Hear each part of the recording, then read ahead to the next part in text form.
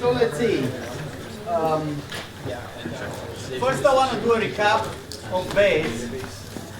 That's two problems. Then I want to talk about expectation, variance, and entropy, which is called entropy.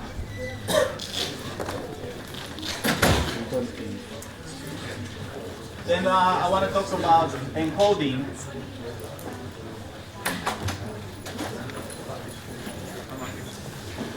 With Hoffman code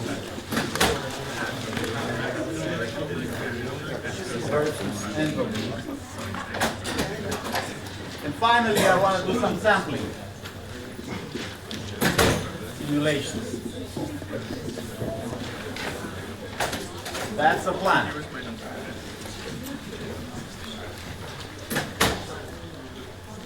So for Bayes, I have two examples, two problems. One is, so Bayes 1.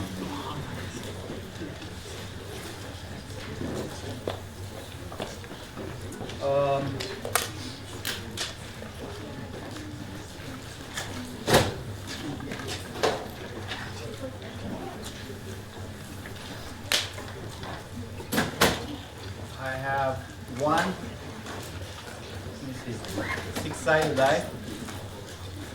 Very similar to the one in the recitation.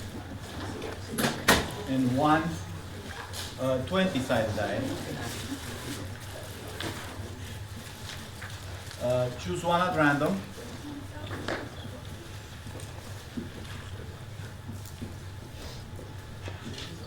Observe roll equals, say, 5. What is the probability that the chosen die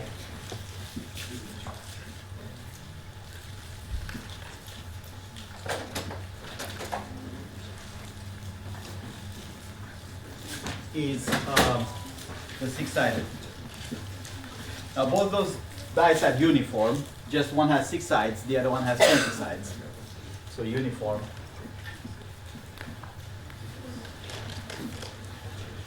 So we did this during recitations. They were not exactly those two dice, they were different two dice. And we had in the, we say, okay, how do we set up this as Bayes theorem?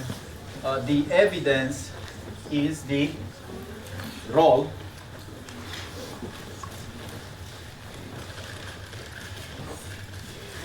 And the hypothesis is die is six-sided. Now, of course, there's other options in here. The roll observed could be the 5 or not 5, right? And the die could be the six-sided or the 20-sided. Those are my two random variables.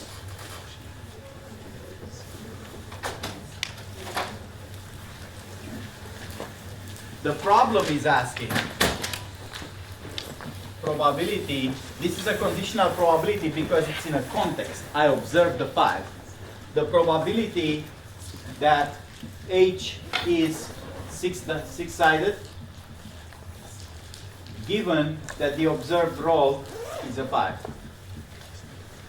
I could have done this problem with E not having two values, but instead having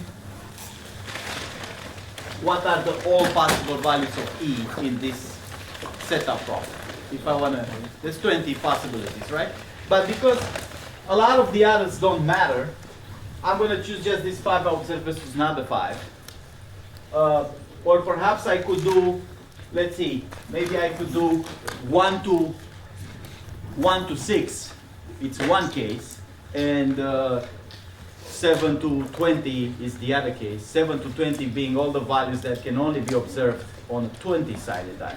Right? The 20 sides die has the values 1 to 20.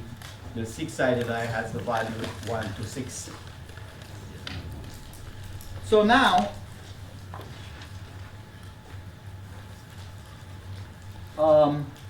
if I want to do this, I do base, I inverse the probability. Probability of E equal 5 given the H is 6-sided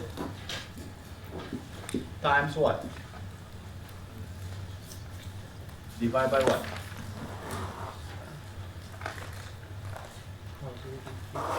Probability of H being 6-sided divided by the probability of E equal 5. So we've done these at recitations more or less. As I said before, this is relatively easy. How much is this? I have two of them and I pick one at random, so that's 1/2. Now, if it's 6-sided, what's the chance of seeing a 5? 1/6. So that's the easy part. And this is a little bit more involved. This P of E equal 5. So this is, I'm going to write it here as 1/6 times 1/2. And now P of E equal 5. P equal 5, it's a sum rule. I can obtain 5 in 2 ways, right? That's why it's a sum rule. I can obtain 5 with a 6-sided die.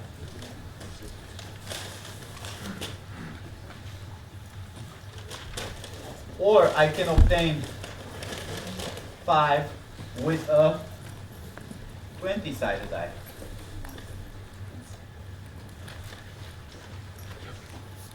What is this when I put a comma in between the variables? E something, H something? That's a joint probability. That's the probability of those two happen together. It's not a conditional probability. Conditional is the one with the bar. The bar means this is already known, the stuff after the bar. It's a restriction. When I put the bar, I say, what's the probability of writing homework 10 given that you saw it? It's a restriction of the space. This is not a restriction of the space. It's asking what's the chance that both two things happen. And now, when I want two things to happen, this would be probability of E equal 5 given H is 6-sided. Now that's a conditional, times the probability of H is 6-sided. And this one will be probability of E equal 5 given H is 20-sided times the probability of H being 20-sided. This is a process called marginalization, and you can obtain it from the joint table. He's saying you want E equal 5, you have to sum up all the possibilities of E equal 5 across the other random variable, which is the H. I won't do this calculation right now, because we've done this already. You can finish it off at home. My point in here is that I want to modify the question. Instead of asking this question, this is asking an exact quantity value. What is the probability that the die chosen was 6-sided? I'm going to change the question. I'm going to say, easier question. Which die is more likely? So I'm not asking for the exact probability, right? What am I asking? There's two possibilities for the die. There's the probability of the die being the 6-sided, and there's the other probability that the die is 20-sided.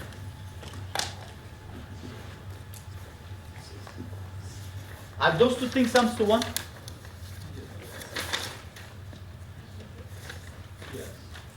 Do they sum to 1 or not? They sum to 1. The die chosen, it's either that one or that one. There's no overlap. There's all the possibilities. Those two things sum to 1. This question here is asking, what is this value? Exact. Say it's 0.73. If this is 0.73, I made that number up. That's not the right value. This will be what? 0.27. If I know the exact value, I know which one is more likely, right? The one that's higher. Can I why am I saying this is an easier question though? Is this an easier question? I'm not asking the exact probability value, like 0.73. I'm only asking which one is bigger. So I don't care if it's 0.73 versus 0.27 or 0.60 versus 0.40 or 0.85 versus 0.15. I'm only asking which one is bigger, right?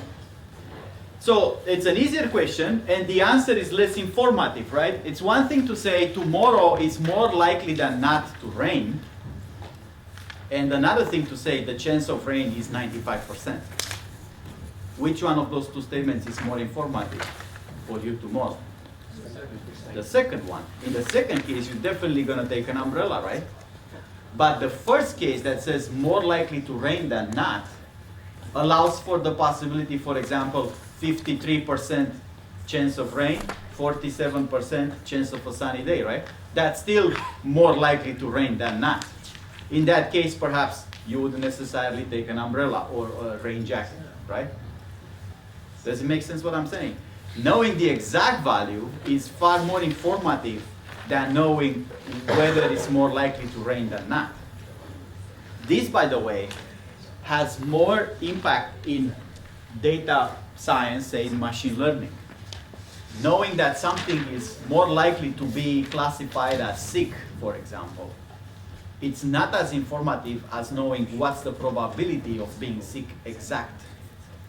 So a hospital might try to make all kinds of decisions based on machine learning algorithm. But they don't want to make decisions unless they have high confidence. If the algorithm says, I think this patient is likely to be sick, which happens a lot of hospitals and healthcare clinics run now machine learning algorithms because it's too much work for humans. For billing purposes, for example, you get a procedure, what is the right code to say to the billing company to get paid for? Sometimes those codes are classified by machine learning algorithm. Knowing at the description what the doctor did, they can predict the code. There's a lot of medical codes in there.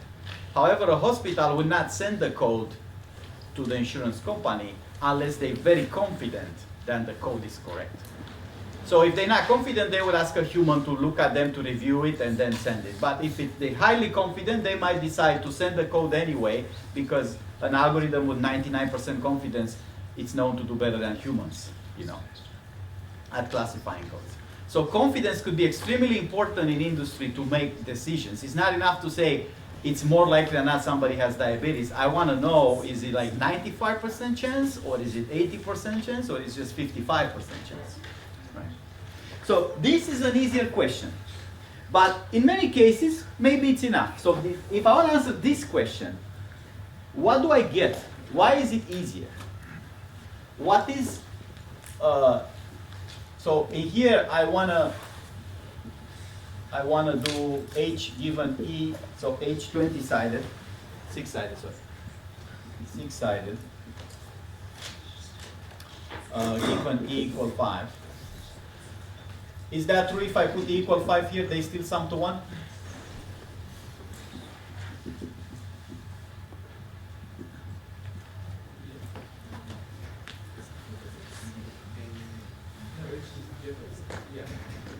Is it true? Yes. So clearly without E equal 5, they sum to 1. But now in that new universe, restricted universe, where E equal 5, right? E equal 5 is a restriction. In that universe, what are my possibilities?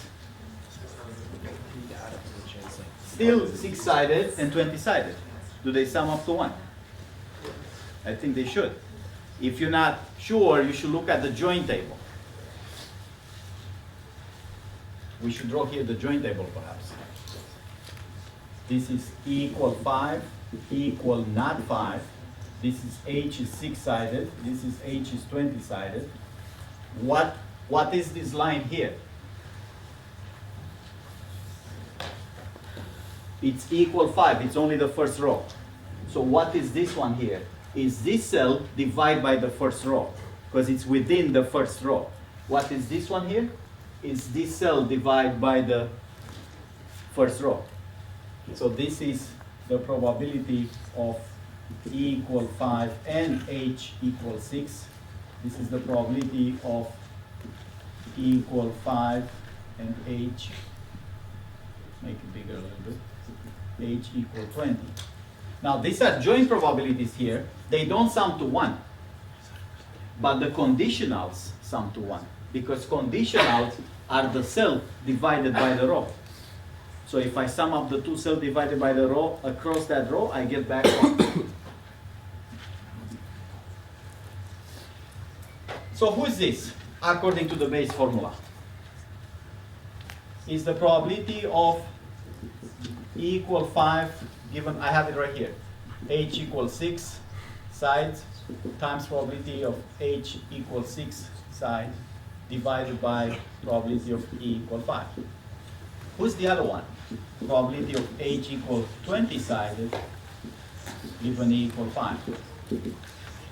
That is the probability of E equal 5, H is 20 sided, times the probability of H is 20 sided, divided by probability of E equal 5. Why is this an easier question? The denominator is the same.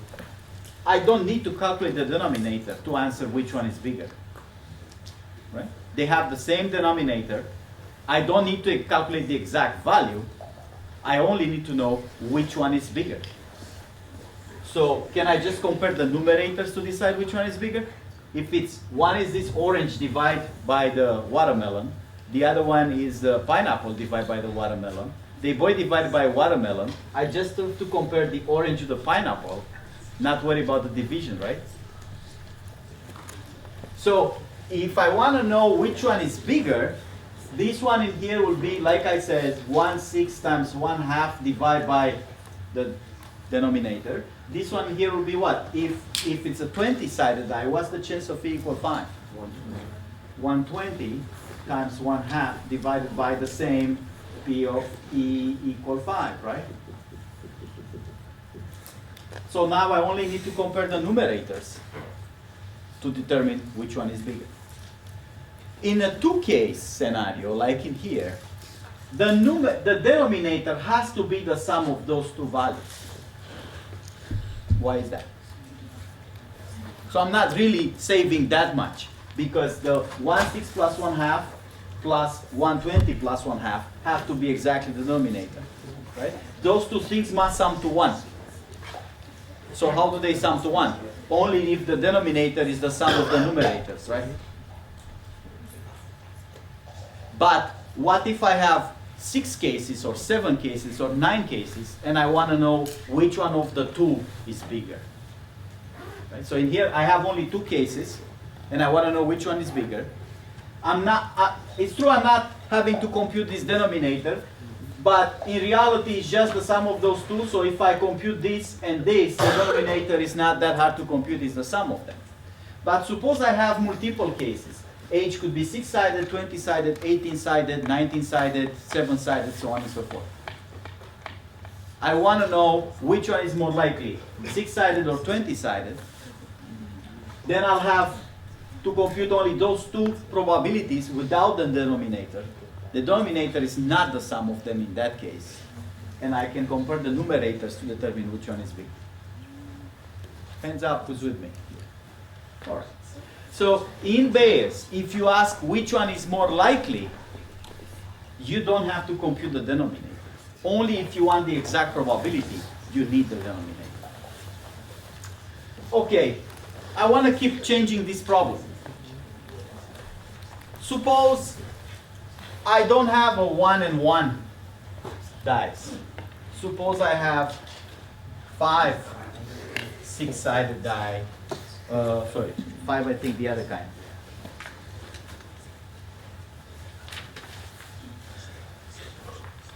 Four and 2. So I'm changing the choice, the initial choice of dice. Now I have 2 6-sided dice, 4 20-sided die, and I'm asking the same question. So I'm changing the prior. These are the priors. 4 versus 2. How this whole thing change?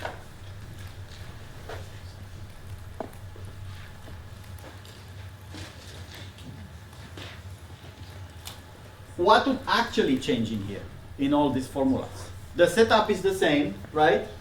I still chose only one die. I'll have 6 dice in here. I choose one of them. It could be a 6-sided die on the 20-sided die, right? I'm rolling it. I observe a 5. I'm asking the same question. What is more likely? I chose the 6-sided die or the 20-sided die. So now I have a 2 versus a 4. Let me see. These formulas stay the same. Probability of E equal 5, H is 6-sided. Is it the same as before? If I have a 6-sided die, the chance of getting a 5 is like before 1/6. That's 1/6. How about the chance of obtaining the prior of obtaining a 6-sided die without observation? Just what's the chance of picking a 6-sided die? 2 out of 6. Because I have 6 dice and I'm choosing 2 of them at the right? And in here I have the same probability 1/20 times what's the chance of getting a 20-sided die? How much? 4/6. So which probability is bigger in this case? Again, I know the denominator is the sum of the numerators because they have to sum to 1. But if I don't want to compute that, is this bigger than this? This is 2/6, and that is 4/20. Which one is bigger? This one is bigger, right? So the chances are still on the side of picking a 6-sided die. So in here, this probability, we say in probabilities, H equals 6, given E equals 5, is proportional, is this sign, proportional. We can't say exact because we're not computing the denominator. We say it's 1/6 times 2/6, proportional with that, while the other probability, H equal 20-sided, given E equal 5, that's proportional with 120 times 4/6. Proportional means I'm not computing the denominator. To compare those things, I don't know the exact values, but I compare these numbers to determine which one is bigger. And still this one is bigger because it's 2/6 versus 4/20. Now, let's try one more time this setup. Say I have 2 6-sided dice.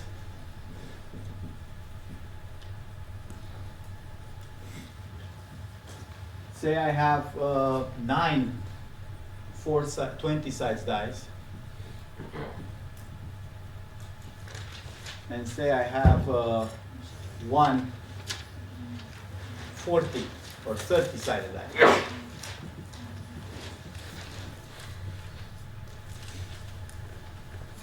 So the values in here are 1 to 6, the values in here are 1 to 20, the values in here are 1 to 30. I pick one at random of them, right? Choose one at random. Roll is 5, like before.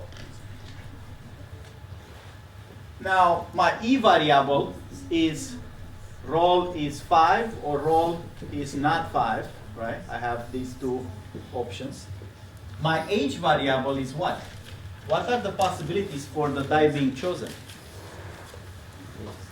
Could be the 6 sides, could be the 20 sides, or could be the 30 sides die. Suppose I'm asking this question, the easier question.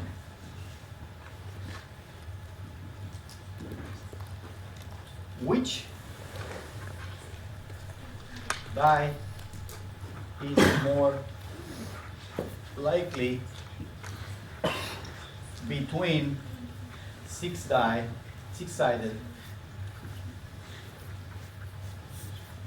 and 20-sided? So I'm not concerned with the probability of the 30-sided die. I just want to know between these two which one is more likely. This is going to be the case where the denominator is not the sum of the numerators, yet I know it's a sum denominator common to all of them. Therefore, I could just compute the numerators. So probability of H is 6-sided given E equal 5 is proportional. I'm not writing the E equal 5 on the numerator, on the denominator anymore. With what? According to Bayes. P of E equal 5 given H equals 6-sided times the probability of H equals 6-sided. Everybody understands what this sign is? Proportional. Everybody gets multiplied or divided by some common factor, which is this P of E5. What's the other one? H is 20-sided given E equal 5. That's proportional with E equal 5 given H 20 sides times probability of H equal 20 sides. How much is this? This in here. This is the same as before. If I pick a 6-sided die, what's the chance of seeing a 5? How much is this? Probability of picking a 6-sided die. 2 12s. 2 12s, because there's 2 6-sided out of 12 total number of dice. How much is this one here? This is the same as before. If I choose a 20-sided die, what's the chance of seeing a 5? 120. Times, what's the chance of being a 20-sided die? 9 12s. Now, these, do those things sum up to P of E equal 5? Why not? There's another case. There's 3 probabilities that will sum to 1, because there's one more die possible, but I'm not concerned with that die. I can tell which one is bigger without computing the denominator, but I can't have the exact probability unless I compute the denominator. So what is this in here? 136. Let's ignore the, so this is 2 6 divided by 12, and this is 9/20 divided by 12, right? Which one is bigger? 9 This one is bigger.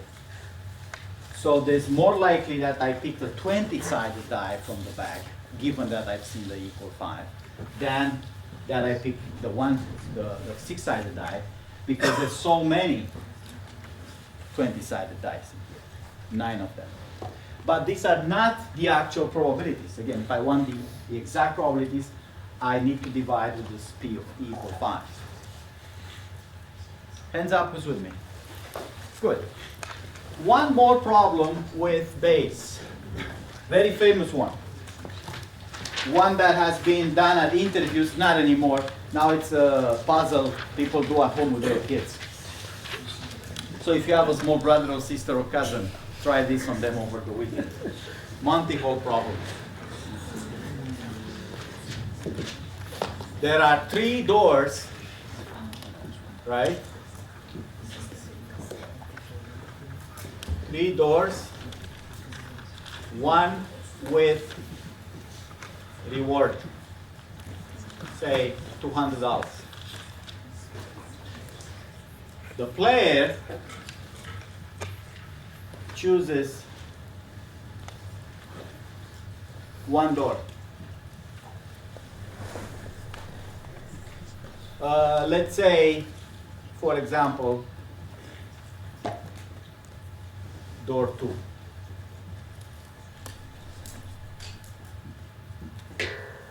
I mean, the player can choose any door, but obviously in the beginning there is no difference between the doors, so it doesn't matter which one you pick, right?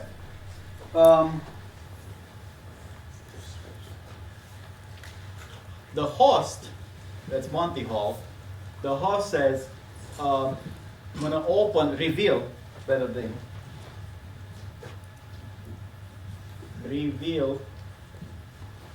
a different door with no reward. That is given player choice. So after the player choice, the host of course they know where the reward is. So the player chooses this door. The host says, okay, I'm going to reveal one of the doors. Clearly there is one of these 2 doors doesn't have the reward, right? So the host chooses that reward, say for example, door 3. So this door here is being revealed as empty.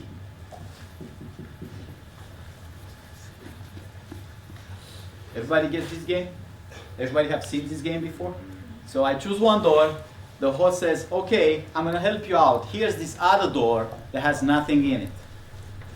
Question, should the player switch?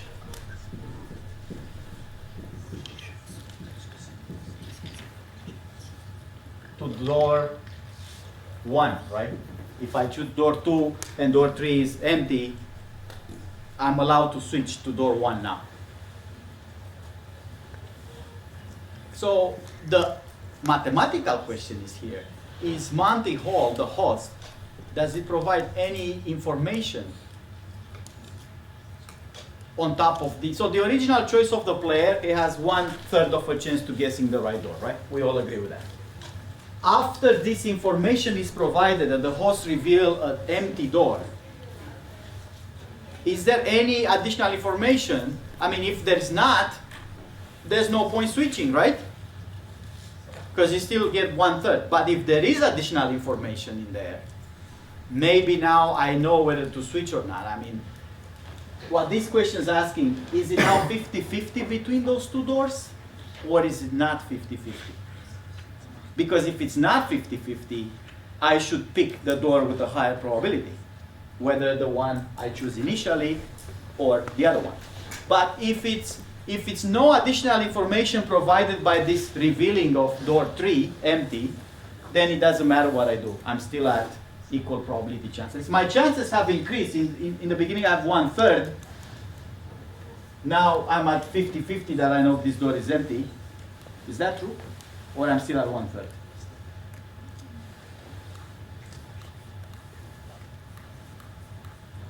Of course, the host will never reveal a door with a treasure, right?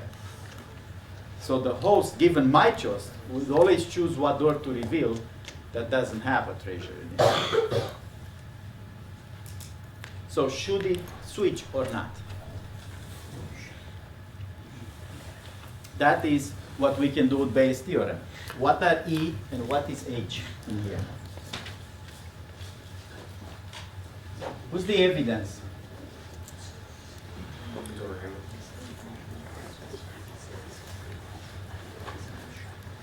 What's exactly the evidence? What are evidence? Again, it's a random variable that has multiple choices, and one of the choices is the evidence given to me. The evidence has to fit like a glove into one of these cases. So, is door 3 being empty? Or is door 3 being revealed?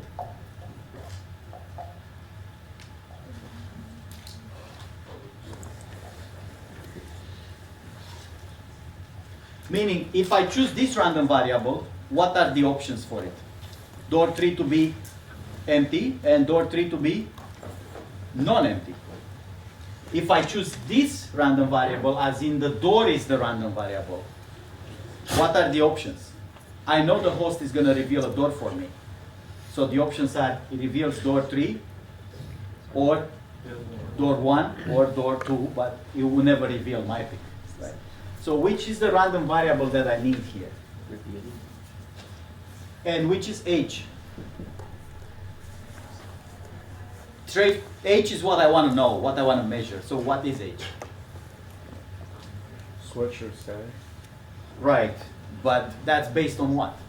The treasure is and door 2, or what's the other option? Treasure is at door 1.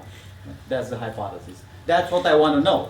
I want to know which one of the remaining doors has the treasure. Of course, there will be probabilities, but I want to know which one of those probabilities is larger, because that's the probability that I want to. I'm allowed to switch the door, right? So I can stick with my initial choice door 2, or I can swap to door 1. So in here, which variable do we need? Is it empty or not empty? That's what we care about. why is not this the right one? If the other option would be door 3 has treasure,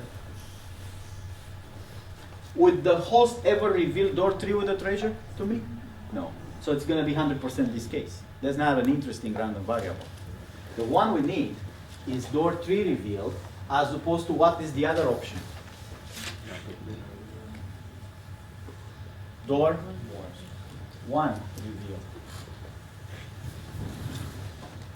So what is this question asking? Probability of H equal door 2, right? Given E is door 3, revealed is the door 3. That is probability of E equal door 3 given H is door 2 times probability of H is door 2. Can I use the proportional thingy? So I don't want to write the numerator, the denominator here. What's the other option for H? H is door 1 given E equal door 3. That is proportional with E equal door 3 given H is door 1.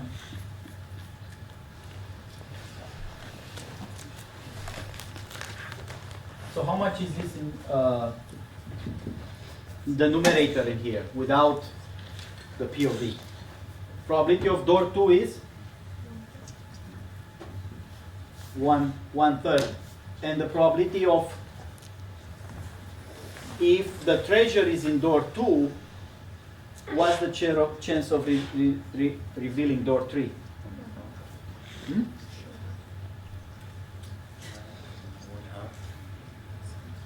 1/2.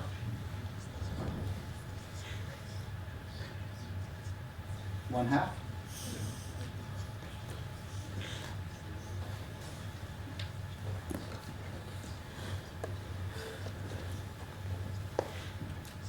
How about in here?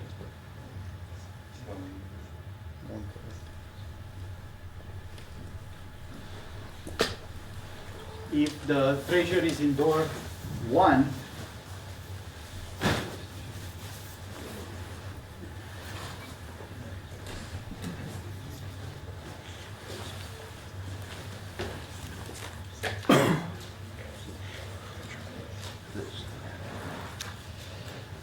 so hold on, we did something up here.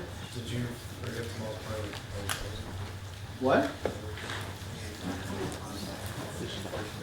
Probability of, so if the treasure is in door 1, do you need to multiply by the probability of the second proportion? this in here is Or times, door two, right? sorry. The door one. A door. So this stuff is the same, 1/3, 1/3, right?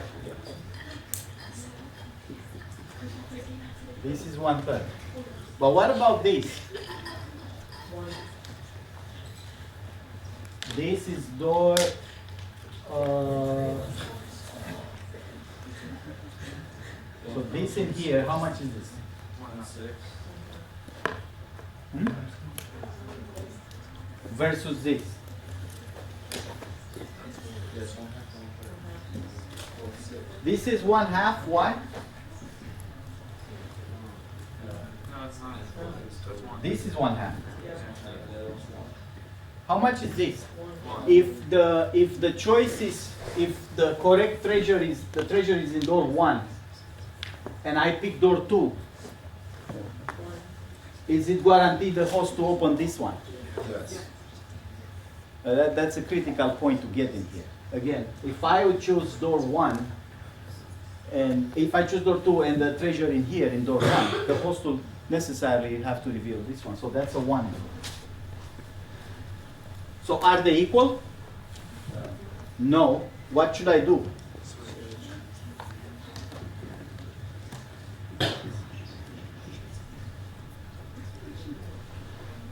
This is 1, so that's bigger.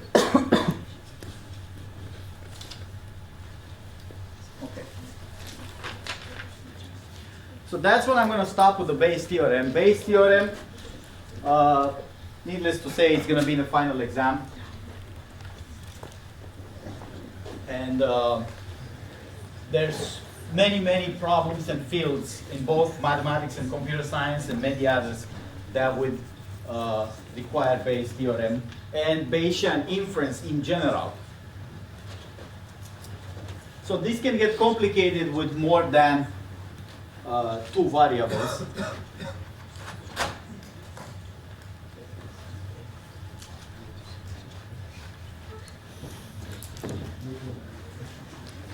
So now let's move a little bit more from inference and this relation between variables into more like statistics. So here's what I'm going to do. I have a die.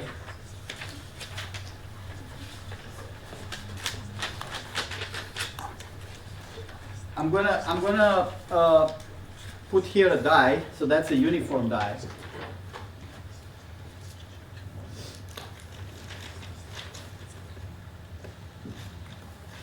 So the probabilities are, here's the faces, 1, 2, 3, 4, 5, 6. I'm going to draw the probabilities like bars, 1, 6, 1, 6, 1, 6, 1, 6, 1, 6, 1, 6. That's why it's uniform. I'm going to say these are the values and these are the frequencies. How likely are they to come, or P of. This is called a distribution. This array here of probabilities, 1, 6, 1, 6, 1, 6, 1, 6, 1, 6, 1, 6. This is called a distribution. This is the distribution of random variable x, which is the values in the space. Here I'm going to have another die, same plot. Values are the same, 1, 2, 3, 4, 5, 6 frequencies. This die is biased towards 3 and 4. So it has higher probabilities for 3 and 4. These are 3/10 and 3/10. And the other probabilities are 1/10 each. 1/10, 1/10, 1/10, 1/10. These sum up to 1, right? The sum of the p's in here have to sum to 1. It's a probability distribution. This is the p in here, the distribution p is 1/10, 1/10, 3/10, 3/10, 1/10, and 1/10. This is not uniform. That is uniform. And my other die, I have another die here, has the following 1, 2, 3, 4, 5, 6. This stuff is big. This is 3/10 and 3/10. And the ones in here are smaller. This is 1/10, 1/10, 1/10, 1/10. The p's in here, so this is biased 4, 1, and 6. This is biased towards 3 and 4. And the p distribution here is 1, 3/10,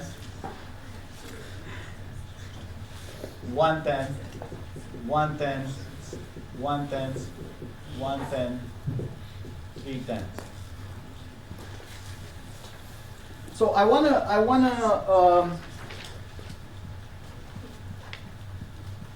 wanna measure a few things about distributions in general. So of course, I have values and distributions. Values are 1 to 6 in all three cases. The distributions, those dice, 3 of them are different. If you throw on this one, it's more likely to get a 1 or 6. This one is equal likely to get every value. If you throw on this one, you're more likely to get a 3 or 4. What we already done, so x is the random variable that has the possibilities 1, 2, 3, 4, 5, 6. P is the distribution of x, which is probability of getting 1, probability of getting 2, up to probability of getting 6. The sum of the p's has to sum to 1. That's the distribution. We already computed the expectation, which is average. E of x, we know that one, is the sum over all possible values, x times probability of x. Say x. We can compute the expectation or the average of each die. So what's the average? We already did this one, right?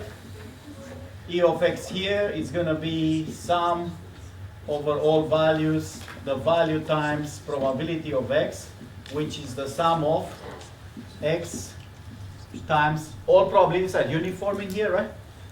1/6. So it's 1/6 over this sum of all possibilities. So that is, I think we did it last time. The average of this uniform die will be 3.5. 3.5. It's 1 plus 2 plus 3 plus 4 plus 5 plus 6 divided by 6. How about in here? The formula is the same, but the probabilities are not the same. It's not 1/6 everybody. So what is this? 1 times 310 plus these guys 2 plus 3 plus 4 plus 5, they all multiply with 110, and the last one multiplies with 310. So how much do I get?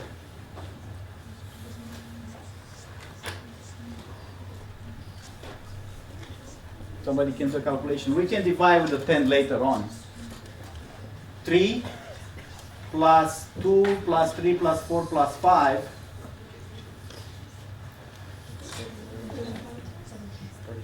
How much?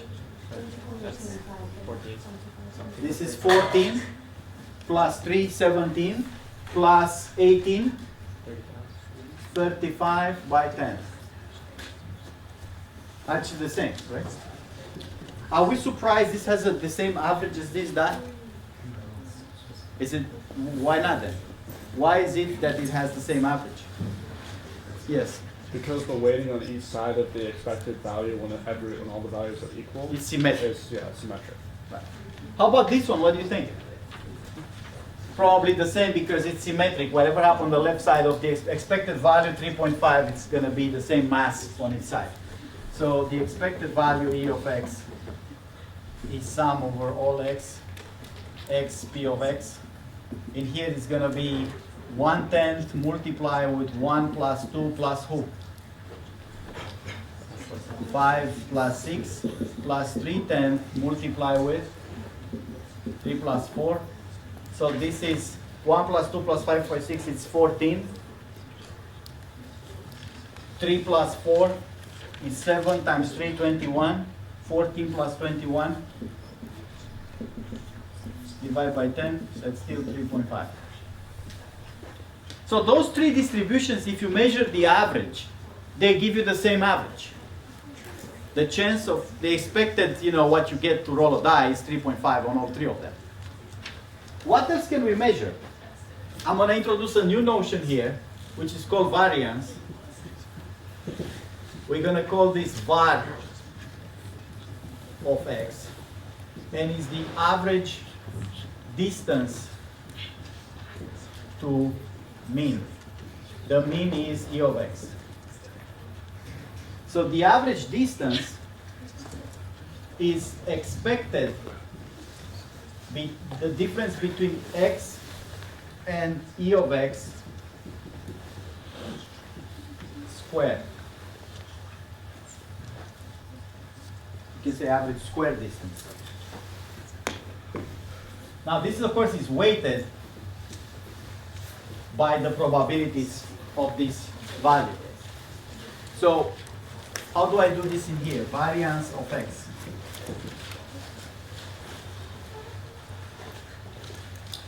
It's going to be the sum over all possible values of x minus e of x squared times probability of x, right?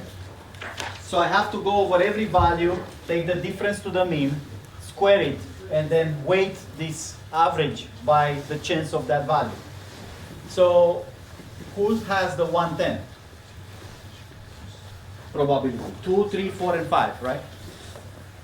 How do I write this difference for 2, 3, 4, and 5? Yes? I have a question. Why are you squaring it? Like, what's that doing? We don't want, so there's several arguments for that. One has to do, we don't want to compensate positive differences with negative differences. If I don't square it, if stuff is on the left side of the mean and the right side of the mean, they cancel out. But I don't want to cancel out. I want the absolute difference. Of course, the absolute difference is not necessarily a square. I could just take the absolute value.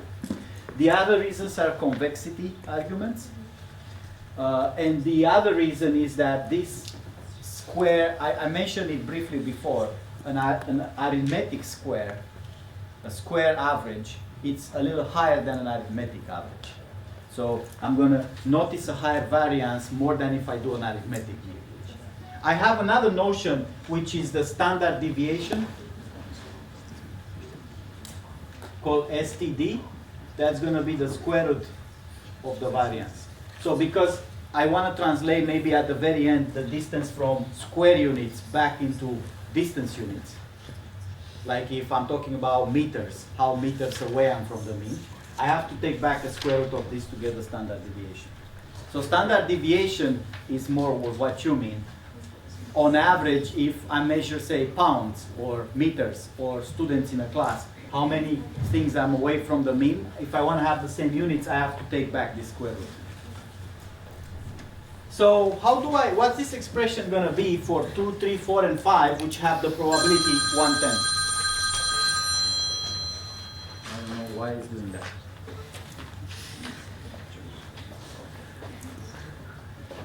This is going to be 2 minus 3.5 squared, right? Plus 3 minus 3.5 squared plus 4 minus 3.5 squared plus 5 minus 3.5 squared.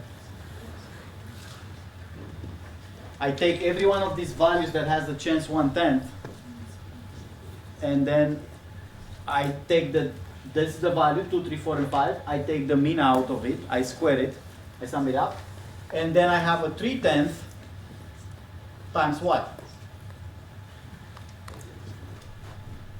Which are the values that have probability 3/10, the 1 and 6. So this is 1 minus 3.5 square and 6 minus 3.5 square. How many people have seen variance before? Oh, everybody. So then we all know how this works. Now let's do some calculations here.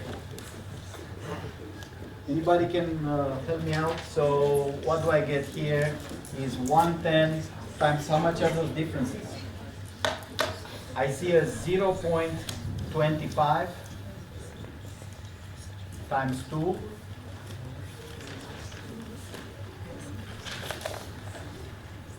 plus 2.25 times 2. So where's 0.25 coming from? 3 minus 3.5 is 0.5 square, it's 0.25, right? And 4 minus 3.5 is 1.5 square is 2.25, and I have 2 of each. Plus the 310, this is 0.5 No, this is 2.5. So 2.5 square is 6.25 times 2 because it's 2 of them. So I've got here on the calculation 1/10 of 5 plus 37.5. So I've got 4.25.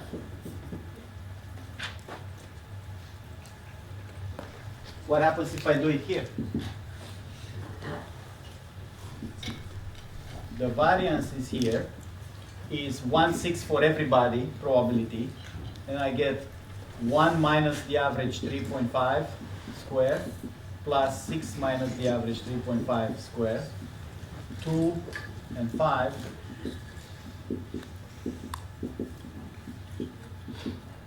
and 3 and 4. So that's going to be 1/6. I got 2 of these guys. This is the 2.5 square is 6.25. This is the 1.5, 2 of them, 2.25. And this is the 0.5 square, it's 0.25, 2 of them. My calculation for this one, if I do the calculation, is 2.91. Somebody should verify this.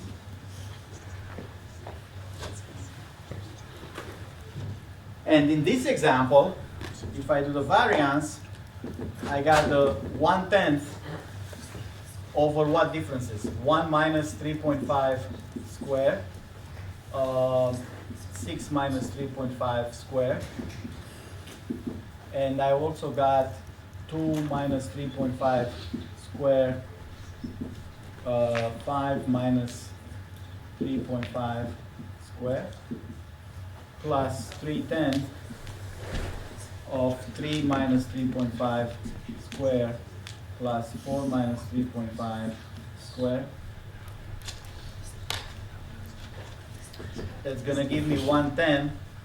I've got 2.5 squared, that's 6.25 times 2, plus this is 1.5, 2.25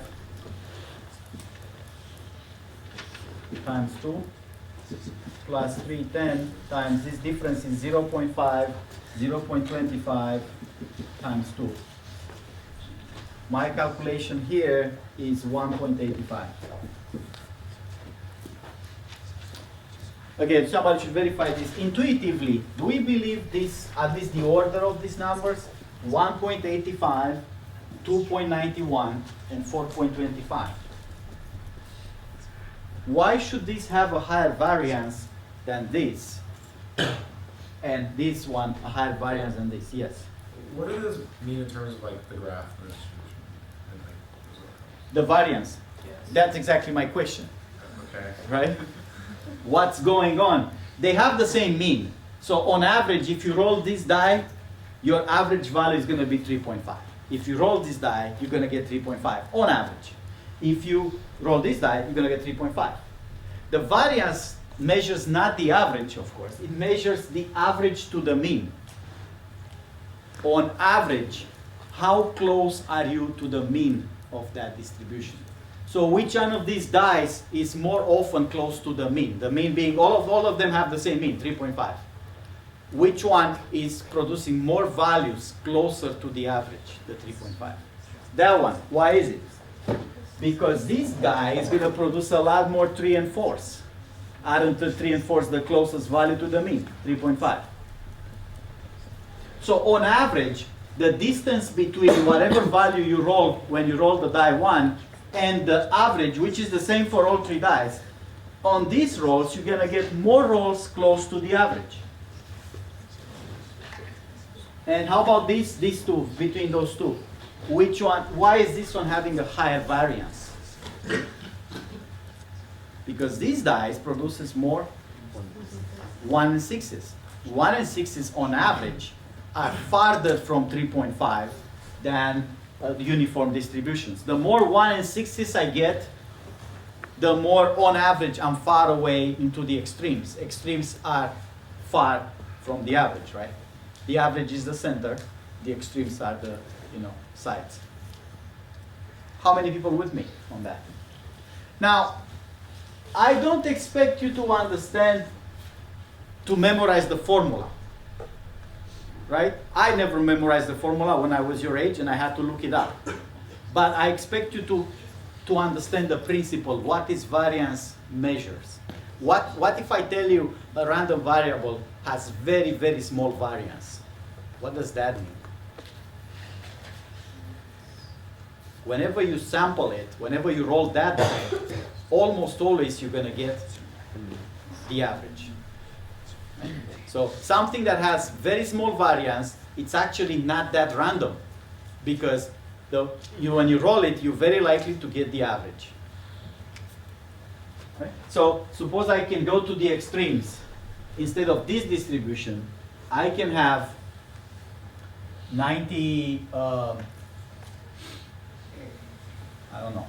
48 by 100, 48 by 100, 1 over 100, 1 over 100, 1 over 100, 1 over 100. This is a far more extreme distribution, right? The only reasonable values to expect you're going to get are a 3 and a 4 here. The other ones are very, very less likely to appear. Right? So now I've got a distribution that effectively has 2 values that are going to come up all the time, and the rest are very, very rare. And I can keep going with this. Now, that has the same mean. This distribution that I put here, the 1 over 100, if you compute the average, you still get the 3.5. Because like he said, it's still symmetric left and right. But now that distribution is actually producing very close to average values. Good. So now I have one more thing to compute, to measure. So I have the variance. I have one more thing, which is the entropy.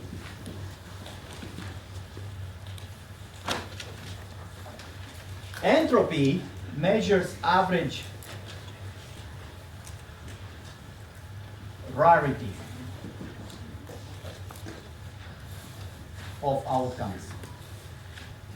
And very importantly, does not depend on values. Only depends on probabilities. So you notice those two things depend on the probability distribution, the P of x, but also the actual values, actual x's, 1, 2, 3, 4, 5, 6. Both formulas include the probabilities and the x's. So in here, the formula is sum over all the values, x value minus the mean, square times P of x. In here, we measure expectation of rarity, where rarity is defined as for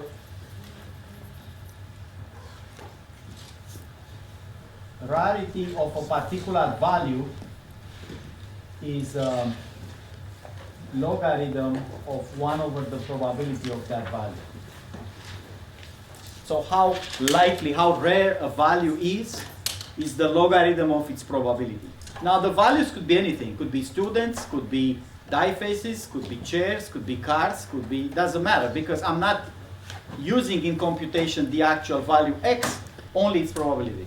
Are you talking about the log base e or the log base n? Let's say log base 2, to be clear, but that's not important, because the logs have a constant. Yeah. So, I mean, once I fix the base, it's just multiplying everything with a constant. Yeah. So let's say log base 2. So expected value of the rarity will be, for every r rarity value, it's going to be, for every x value, it's going to be the rarity, because that's what I measure here, times the probability of that value. Because it's an expectation. So that's going to come out as P of x times the logarithm of 1 over p of x. So it's the expected rarity. The rarity is the logarithm of 1 over the probability. So it comes as probability times the rarity value for that value log over 1 over p. Very important. Make that mental note right now, especially if it's the first time you hear about entropy. This does not include the actual value of x. So I can do it for any distribution because it only takes into account the probability values. So I can go ahead and compute entropies around here. What's going to be the entropy for the uniform? I'm going to call this H. That's the standard letter used for a random variable H of x.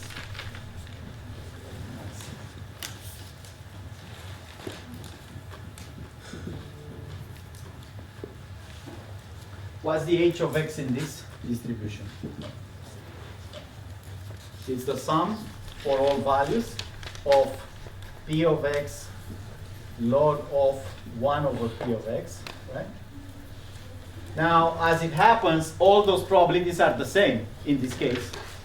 So it's 6 times, how much is 1 p of x? 1/6. And this is log over 1 over 1/6 is what? Log over 6, right? So this is just log base 2 of 6. Can somebody compute that? Log base 2 of 6? Everybody understood what's going on here? I'm summing up this, but all the probability values, p of 1, p of 2, p of 3, p of 4, 5, and 6 are all the same 1 over 6. So it's 1 over 6 times the log of, let me be clear where this is coming. This is 1 over 1 over 6, right? That's 6. And then it's 6 times because it's a sum from x equal 1 to 6. It's 6 times the same quantity. Is that? Hands up, who's with me? Good. How much is it? It's about 2.6. How much? 2.58. 2.58? Yeah. How about this one? Let's do this one first in here. This is going to be sum over x of p of x log over 1 over p of x. That is, now not all the probabilities are the same. There's two kinds of probabilities. There's a 110 times log over 1 over 110, that is 10, right? How many times this is going to appear in my sum? This 110 times log over 10. 4 times, so it's 4 of these guys. Plus the 2 times, it's the 310 times log over, when I reverse 310, I get what? How much? 10/3. 10 over 3. So can somebody compute this? I got 4 log 10 log base 2 plus 6 log 2 of 10 by 3 divided by 10. I've got a number here, but please verify it.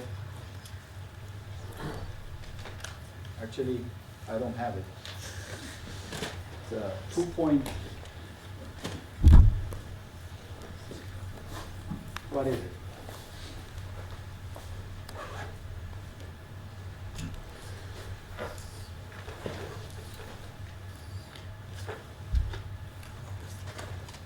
And in here is going to be exactly the same thing. Why is that?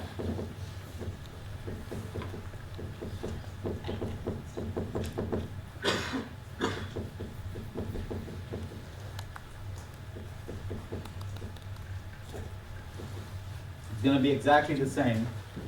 4 110 log over 10 plus 2 310 log over 10 by 3. Log base 2 we said. How much is it?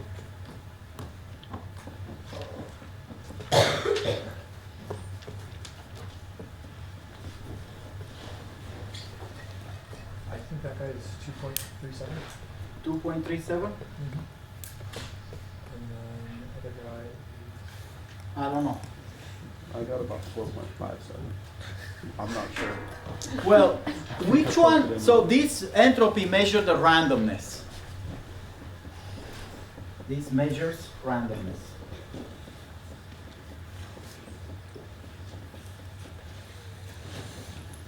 So the uniform is most random and its highest entropy. So this one here has to have the highest entropy. So this value in there has to be less than 2.58. Right? The entropy measures how random is this random variable in a continuous space. Randomness is not a 0-1 thing. When we say random variable, of course they're all random, and when they're not random means 100% it has a certain value, because that's deterministic now. This is a continuous notion of randomness. There are variables which are very random, like this one. There are variables which are less random, like this.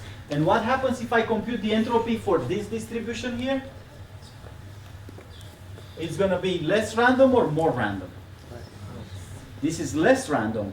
The effective number of values for this is about 2 values, right? The other ones are very, very rare. So if I compute this entropy,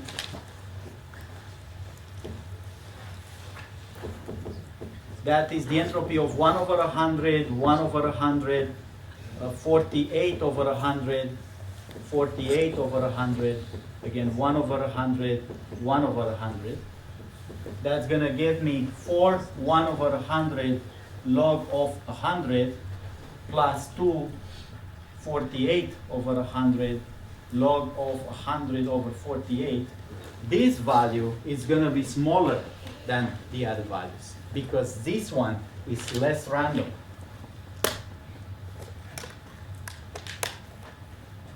Okay?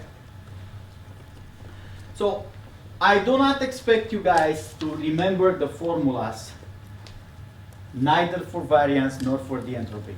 The homework you have asks you to compute some entropy, so you just look up the formula. Easy, right? Don't worry about it. It took me 2 years to memorize this formula in a principal way that I can remember why is that and not some other thing.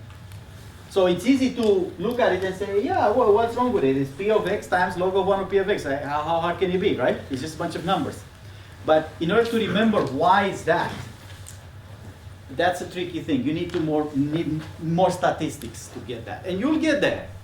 But that's not important for right now, the formula. Important is conceptually, what are those things measuring? This is the average.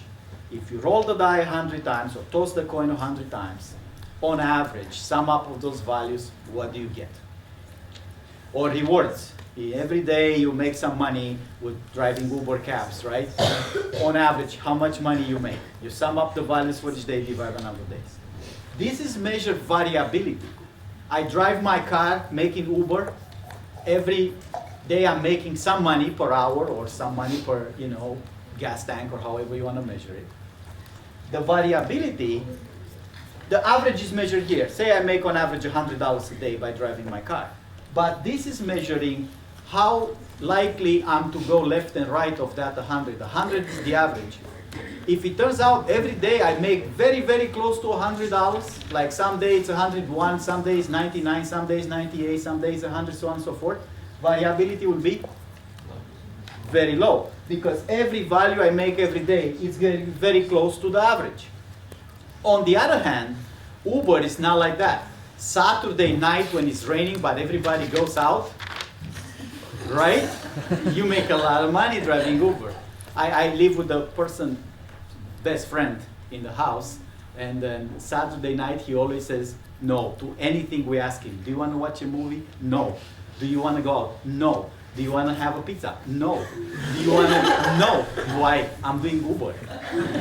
Why is that?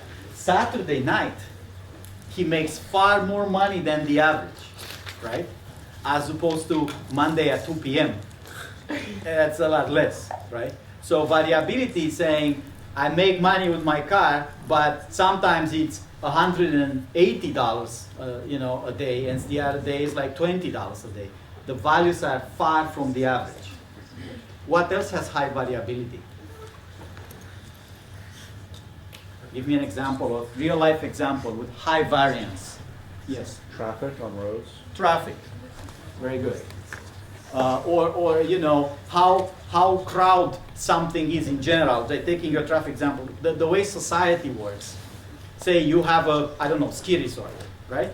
You design your ski resort for a certain capacity, number of people, lift, trails, ski that you rent, whatever.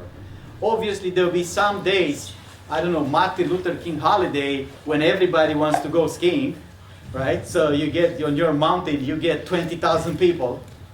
And some days when nobody's there because there's no snow and because everybody's busy and traffic is blocked and who knows what. So everything that has to do with a service that could get popular sometimes and unpopular some other times, obviously will have high variability, right?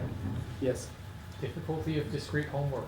Right. But that's not always true. If I'm not teaching the class, like in the spring, it's pretty uniform. Okay? It's pretty flat and pretty not interesting. Yeah. It takes a little bit of spice to make it, Okay, give me an example of something that has low variability.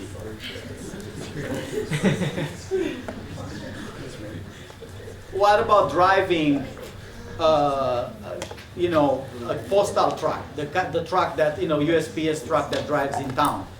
The mileage per tank or, miles per gallon of gasoline is pretty constant for these guys. They always drive at the same times, at the same hours, to the same streets, right? So they're not gonna have variability on gas consumption, for example. What else? Low variance.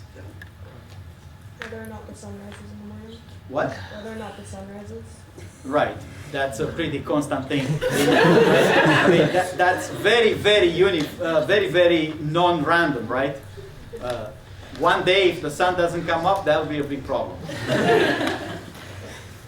What about this? How is this different than this? So if the variance is 0, crystal clear 0, what does it tell you about the distribution? What distribution has variance 0? Every value has to be equals to the mean. So as a distribution, look at the P. What kind of distribution should I have to get variance equals 0? If every value is exactly the mean, I have to have a 1 somewhere and at the mean actually, right? And the rest of them to be 0.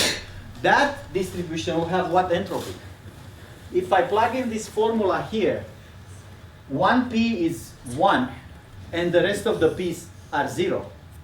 What do I get? For the p's that are 0, I have a problem here, right? Yes. I can't really do 1 over 0. So suppose I have a distribution 1, 0, 0, 0, 0, and 0. That's a fake die that always rolls a 6. Right? This die, no matter how you throw it, you get the 6.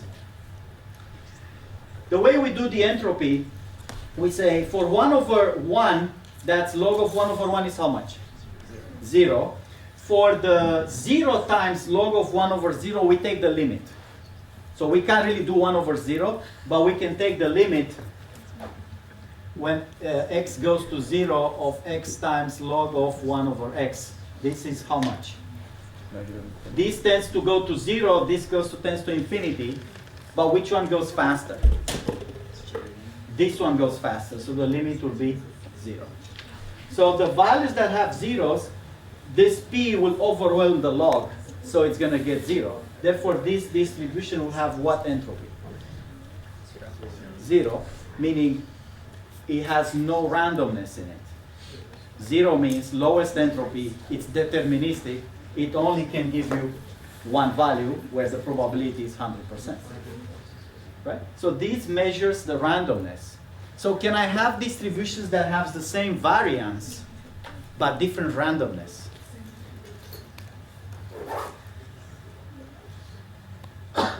How do I get two distributions to have the same average to the mean, but different randomness?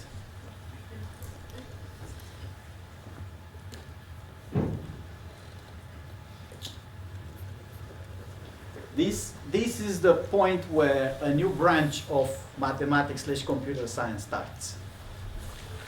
When you go into this direction, you start studying something called information theory. And this has been a big breakthrough in the 20th century. This field, as opposed to the other math fields, were invented in the 20th century. Now during the World War II, famous guy Shannon was tasked to quantify information and randomness. And he, after many years, came up with this definition of information or randomness. And the biggest steps on this were made by Enigma decoders when they tried to decode the Nazi codes. That was the initial steps of, okay, how do we understand randomness and how likely data is to be in streaming? And they didn't call it that back then, but that was the initial research forced by the World War II, of course, that eventually became this field, information theory. All the encoding, decoding, and rates of transmission, cellular phones, anything like that, it's based on this information theory. All the compression, MP3, JPEGs, zip files, all of that, how to compress and decompress memory, stays on a piece of mathematics. That's called information theory. And this is its start. Once you go in this direction, there's a new branch of math, which is called information theory.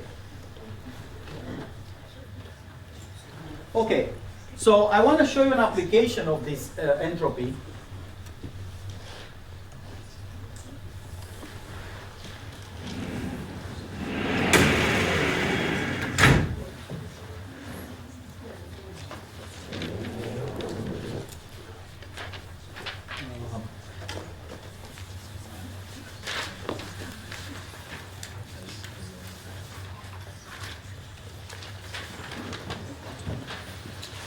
Suppose I want to encode the following things.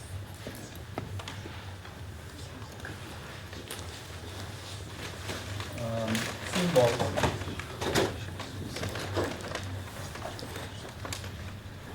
A, probabilities, 1/4. B, 1/4.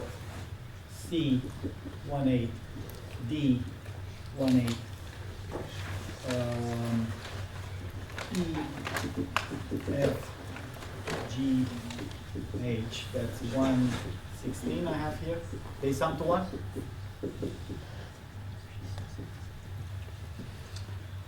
Do they? Yeah. Suppose my alphabet is these A letters, and every time I want to associate a code with them. So say code of 3 bits each, because there's 8 of them, so I can represent them on 3 bits. Suppose this one is 000, 001, 010, 011, 100, 101, 110, 111. Suppose I send a message. My message is A, B, A, D, F. That's going to become what? A becomes 000, B becomes 001, so without these bars. A again 000, D becomes 011, F becomes 101. If I want to send this message, I'm going to encode it with those bits, send it over the wire. On the other hand, I'm not talking about encryption now. I'm just talking how to represent, how to encode what I'm going to send. On the other hand, it's easy to decode, right? Because I read every 3 bits. I know every character is 3 bits, and I look at 000, I know that's an A, 001, that's a B, 008, it's another A, so on and so forth. So this is encode, and this is decode back to A, B, A, D, and F. What people, so this is not a problem of encryption. That's what we've done before. It's just a problem of how do I represent my messages in terms of 0, 1 bits to send them through a wire. on the other side where they can be recover my message. It's not a question of hiding it that we had with encryption. It's just a matter of if my wire can transmit only 0, 1 bits, what is going to be on that other side. So people have said, okay, what is the average bit length per character? As in, of course, longer messages will take more bits to encode. But per character, how many bits I'm going to send? 3. That's not an average, that's exact. 3 bits. So for every character, I have to send 3 bits. But now I look at the distribution and I say, this distribution is not uniform. What are the most characters I'm going to send? A and B. A and B's. Look at this. Half of the time, I'm going to send A and B's. And what's the rarest characters I'm going to send? E and F and G and H. If my purpose is to minimize, I want to minimize this. What should I do? If I put 3 bits per character, every character is going to be 3 bits. And I can compute on average expected number of bits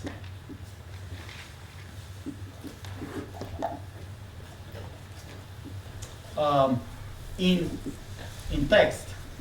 It's going to be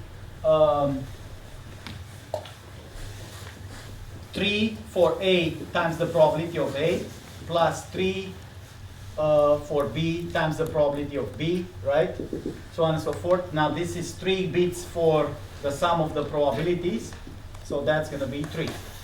Because the sum of the probabilities sum to 1, of course. Can I make this smaller? Is there a way to not associate 3 bits for everybody? Have some of them 2 bits and some of them 4 bits, such that on average, I send less than 3 bits. Which one should have less bits and which one should have more bits? If on average, I want to decrease my bits per character rate. The frequent ones should have less bits, right? Because that way, the ones that are frequent and I send more often, I use only 2 bits. And the ones that are more rare, because they are rare, I can afford to put more bits because they're not going to happen that often. So how to minimize this? For frequent, use less than 3 bits. But for rare, that is E, F, G, H, use more than 3 bits. However, if I do this, I run into other problems. If the length of every character is not 3 bits, I'm not sure I can decode this. For example, suppose A becomes 0, 1 and F becomes 0, 1, 1, 0, as an example. Problem is the decoder is going to break. It's going to read 0, 1, and now it's not going to know, is that an A, and I have to stop, or is that part of the F, right? Because the F has this 0, 1 in it. If I'm on the other side of the decoder and I read the string 0, 1, something, something, how do I know the 0, 1 is the A, or I should keep reading to get an F? So in here, decoder has what's called a prefix problem, confusing A, in this case, with F. So this wouldn't be good, because in here the decoder will get confused. If I use 3 bits for every character, or any fixed number, 4 bits or 5 bits, I don't have this problem. I know it's 5 bits, so I chop off every 5 bits, and I decode those 5 bits into the character. But if I don't have a fixed variable, so this is not fixed code length, I need to avoid this prefix problem. So there is a fundamental theorem that says the minimum average number of bits per character that is valid, meaning decoder works, is the entropy of the source. So the minimum theoretical rate that you can get in here, it's the entropy of the distribution. So let's calculate it. Entropy of that distribution is what? There is 1/4 times log over 1 over 1/4 is how much? 4. How many times this appears in my distribution? 2. Plus 1/8 log over 1 over 1/8 is 8. How many times? How many 8s are there? 2. Plus 1/16 log over 1 over 1/16? 16 times how many times? 4. So how much is 1/4? How much is log of 4? It's log base 2. Log base 4 is 2. That's 1/2, right? Log of 8 is? It's 10 times 2.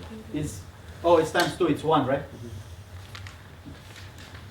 Plus log of 8 is 3 times 2 is 6 by 8. Plus log of 16 is 4 times 4.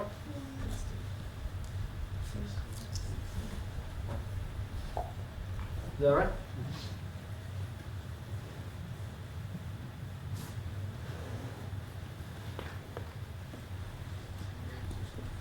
Okay. So how much is this?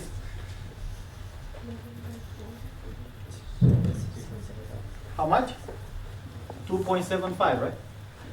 So this theorem is telling me the best rate that I can get, if this is my character distribution, this is my language, this is my how I'm generating my words, I can get better than 3. It doesn't say how. It doesn't say what are the codes to make this happen. It just says you cannot get less than 2.75. Anything less than 2.75, the decoder is going to break, cannot be decoded. You have to lose too much information and the decoder is going to have a problem. But you can get something, 2.75. Anybody wants to take a guess how to encode it with 2.75 average bits? Again, that's a guess. It's not, I'm not describing a procedure how to do that. I'm just saying these guys have to be, like we said, they are very frequent, so their code should be less than 3 or more than 3. So what should be their codes? How about 0, 1 or 0, 0 and 0, 1? How about those two guys?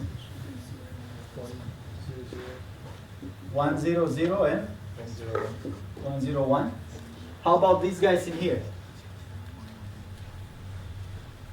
1, 1, 0, 0, 1, 1, 0, 1, 1, 1, 1, 0, 1, 1, 1, 1. If I use this code instead, do I have the prefix problem? Is it any code, prefix of another code? Would the decoder get confused? Like in here, I'm reading 0, 1 and I'm not sure, stop or keep going. This code has two properties. Has no prefix problem. And the other problem, what's the average of this code per character? It's going to be 1/4. It's going to be exactly this thing in here, right? It's going to be, so the expected number of bits per character is going to be 2.75 because it's exactly this calculation in here.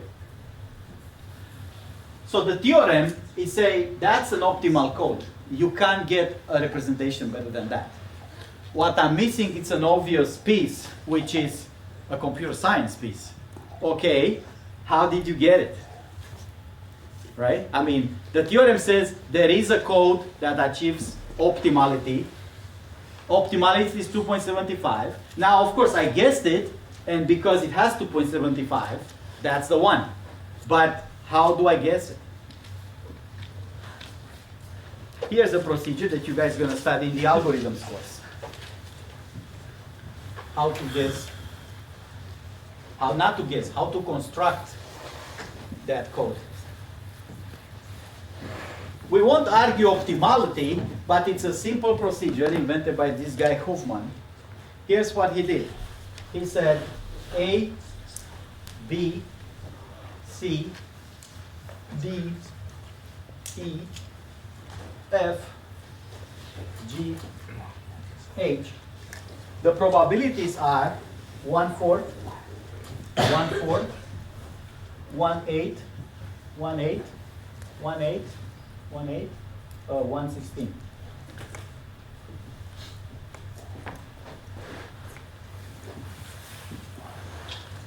He said it's a greedy algorithm that says you gotta combine the two that are the smallest. So take the smallest two and combine them. So these two, for example, and these two get combined because they're the smallest. So this is, we're building now a Hofmann tree that is combined greedily the smallest probabilities. So in there I'm going to say, well, this is EF now, and the probability, because I'm combining, is 1/16 plus 1/16 is 1/8. In here I have GH, which is also 1/8. Now, how do I combine this? Well, I can combine, I have a bunch of 1/8s, this and this and that and that. I can choose any way to combine it. So I combine those two. In here I get EF, GH probability 1/4. I'm also going to combine those two. I'm getting CD probability 1/4. So now I have 1/4, 1/4, 1/4, 1/4. I can combine those two to the probability AB, which is half. And I'm going to combine those two with, it's going to be CD, EF, GH. That's a half. Right? And of course, I'm going to combine all of them. A, B, C, D, E, F, G, H, which the mass, total mass, it's 1. It's the whole thing together.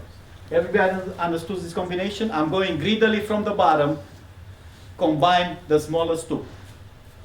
When I got these 1/8, I could have combined D with EF and C with GH if I wanted to. All 1/8s can be combined in any way. So now that I have this tree, how do I assign the codes? I have this tree. I want to assign codes based on the tree. Every branch going left gets a 0. Every branch going right gets a 1.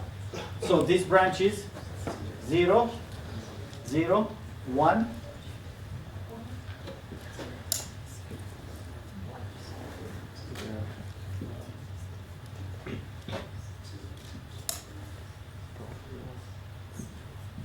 Did I get the code? Look at, for example, E. Who's E? 1, 1, 0, 0, right? Is that E? How about D? 1, 0, 1, is that D? So this procedure is extremely efficient and easy to implement, right? Because the first part, combining greedily the probability, is not a big deal in a tree, right? And then assigning the codes left and right also very, very easily. And then every leaf is going to have a path, a unique path, 1 and 0s. Why this prevents no prefix code? If I do this, I'm never going to have the prefix problem. I'm never going to have this problem here. Some code is the prefix of another code. Why is this impossible if I do this Hofmann tree? Because if a CD is the prefix of C, right? But CD is not a leaf. No two leaves can be the prefix of each other, right? Because to be the prefix, you have to be on the path to the leaf, right? If somebody will be the prefix of F, which is 1, 1, 0, 1, that something has to be on the path. But no other leaf is on this path. So every leaf has its own path. Therefore, no leaf can have the prefix of another code. So I don't have this problem. And what you can do if you want to impress me, you can prove that this algorithm, this outcome of this algorithm, these codes, satisfy the theorem. That is, if you do this Huffman tree and you assign the codes, the average bits per character, it's exactly the entropy of the source. That is the entropy of this bottom distribution, which is a known thing. It works exact when the probabilities are 1 over powers of 2, like in this case. If they're not 1 over the powers of 2, it works only at large in the limit, because if it's not 1 over the power of 2, I can't get, the codes have to be a fixed number of bits. They can't have 3.7 bits. But Huffman codes are optimal. They have the entropy rate. Okay. One more lecture.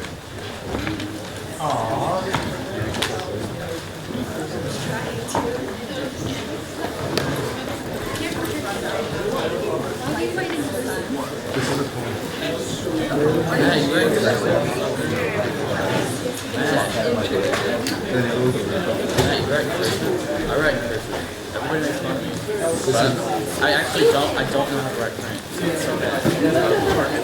I know how to, but it doesn't look good. I've been writing print primarily. Low base 2, but you won't make a big difference if you don't do low base 2. Low base 5 or 10 will be a constant times the low base 2. So it doesn't change the nature. All the laws are multiplied by constant but all the entropy. That's only right. It's called nuts. That's all I've run for a year. You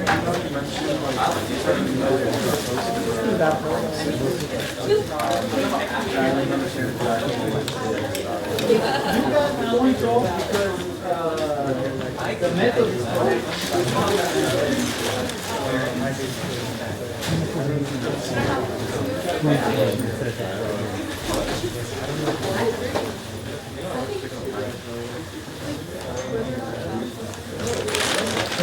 I will discuss this example, something very similar. I think there's a one here other than the implementation.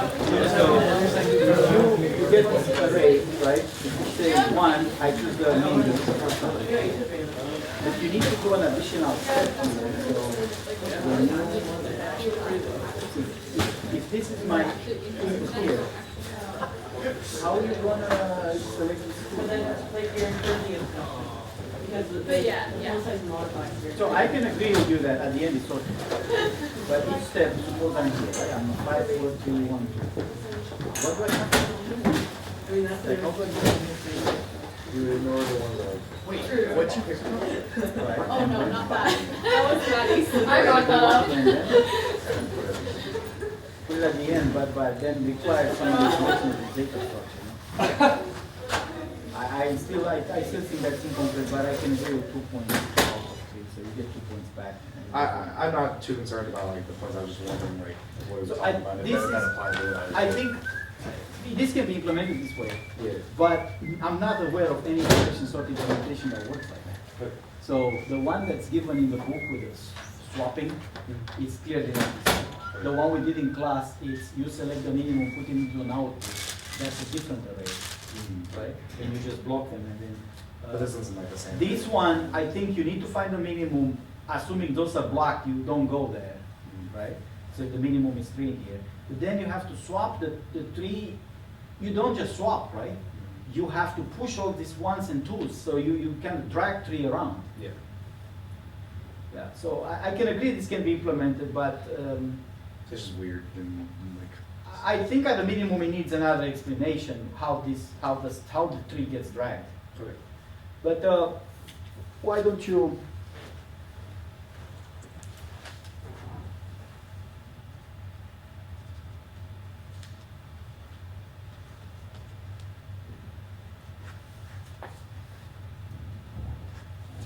Why don't you take a picture, send it to me, and he'll give you 9 points instead of 7 for this. Okay. Thank you. I don't think it changes the grade. I had a quick question on the online homework. I was trying to figure out why my solution didn't work. Okay. But But I'm not aware of. well, it's like a really simple problem. Like basically,